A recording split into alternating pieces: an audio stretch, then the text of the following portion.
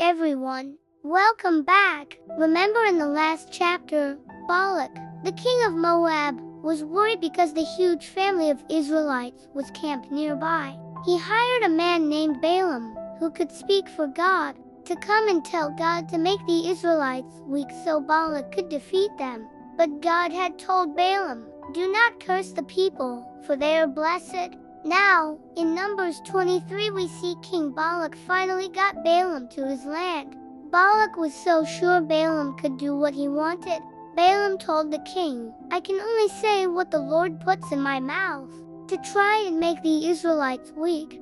Balak and Balaam built 7 altars and offered up sacrifices on them. Then, Balaam went up on a hill by himself. God met him there and gave him a message to share with Balak.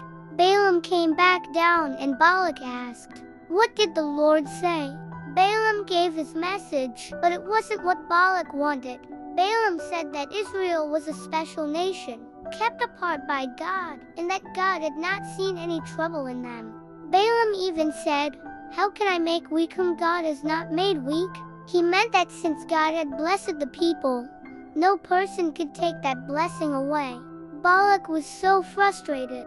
Balak thought, maybe Balaam can only see some of the people from here, and that's the problem. So, Balak took Balaam to a different high place, a field called Zophim, and they repeated the whole thing, 7 altars, sacrifices, and Balaam going up alone to meet God. Again, God gave Balaam a message. Balaam returned and told Balak that God is not like people who might change their mind. Has he said, and will he not do it?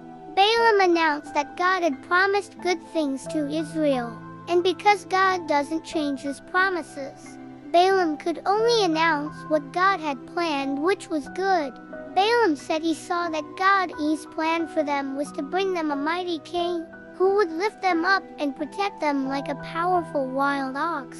Balak was angry and told Balaam, "Then don't make them weak, but don't say anything good about them either." But Balaam replied, "Did I not tell you all that the Lord says that I must do?" This story shows us something amazing about God's promises. The Israelites were protected and blessed because of God's love and promise, not because they were perfect. No matter how hard King Balak tried, and no matter how many times he moved Balaam, he could not make God take back his word. This relates to us as Christians today because we know that Jesus Christ is the mighty King Balaam spoke of.